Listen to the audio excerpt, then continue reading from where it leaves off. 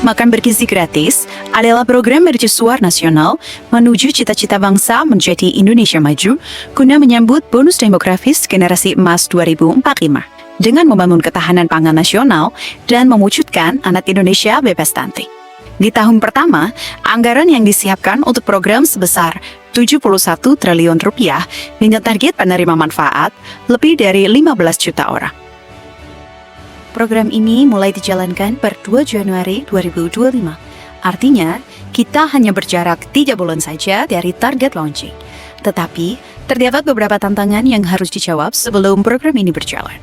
Di antaranya, apakah program Makan Bergizi Gratis dapat menjadi kebanggaan nasional dan memberikan citra positif di dunia internasional? Kita ketahui, program ini merupakan hal baru yang secara teknis pelaksanaannya belum pernah dilakukan secara masif di Indonesia. Begitu juga dari aspek non-teknis. Maka bisa saja, program ini akan menjadi objek yang dicari-cari kekurangannya oleh pihak-pihak yang tidak ingin bangsa Indonesia maju. Untuk menjawab tantangan tersebut, diperlukan sistem tata kelola yang baik, serta didukung oleh sistem IT yang dapat menjangkau seluruh bisnis proses secara end-to-end, dari supplier hingga customer. Aplikasi MBG dapat menjadi solusi untuk memastikan program berjalan tepat waktu.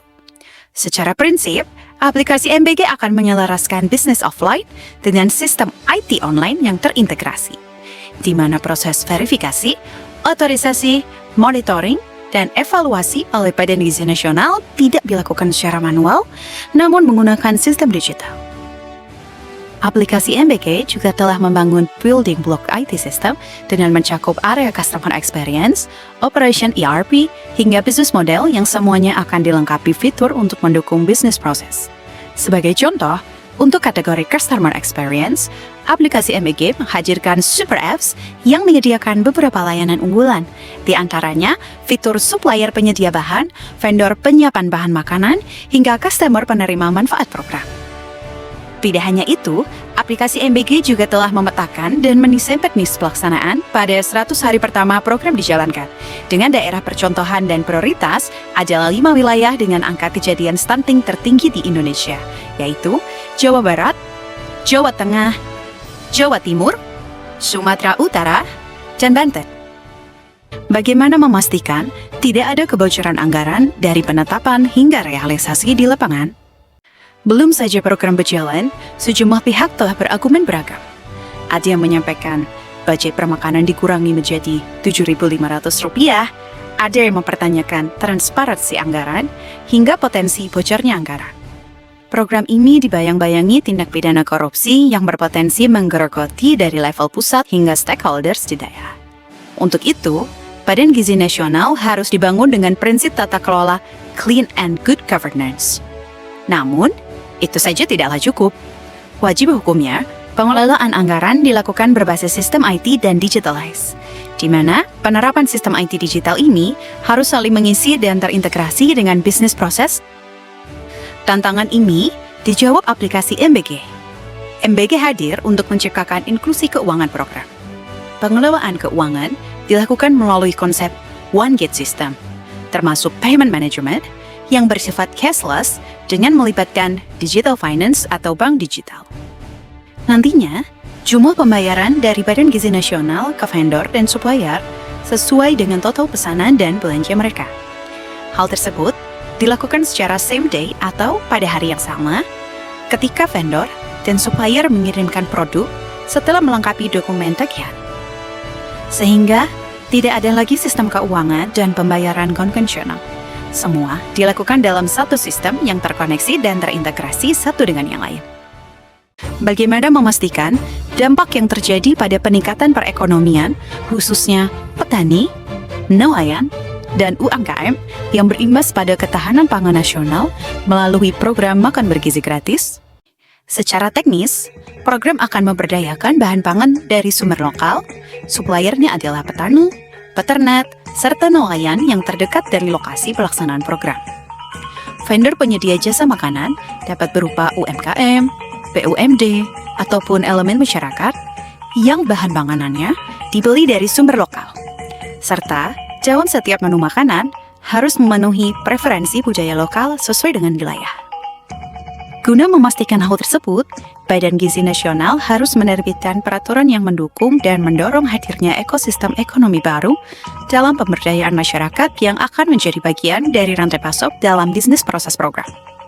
Untuk mendukung cita-cita tersebut, aplikasi MBG menyediakan sistem pendanaan dengan prinsip Productive Loan bekerjasama dengan Asosiasi Fintech Pendanaan Bersama Indonesia atau AFPI, sehingga diharapkan akan banyak bermunculan petani, peternak, nelayan, hingga UMKM baru yang terlibat dalam program.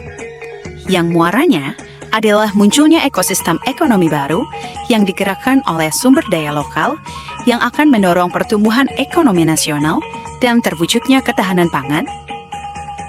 Selain itu, dengan adanya program, berbagai industri yang terlibat dalam penyediaan makanan, seperti industri pertanian, manufaktur makanan, dan distribusi akan mengalami peningkatan supply and demand. Tentunya, ini dapat menyebabkan pertumbuhan di sektor industri terkait dan berdampak pada peningkatan lapangan pekerjaan baru secara masif.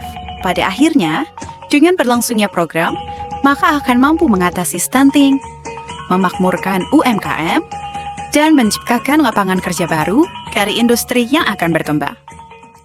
Bagaimana memastikan bahwa setiap unit makanan yang diberikan kepada anak memenuhi kriteria gizi? Pada dasarnya, pemenuhan terhadap gizi setiap individu itu sangat berbeda, baik secara quality maupun quantity, berdasarkan umur, tingkat kegiatan, serta status kesehatan.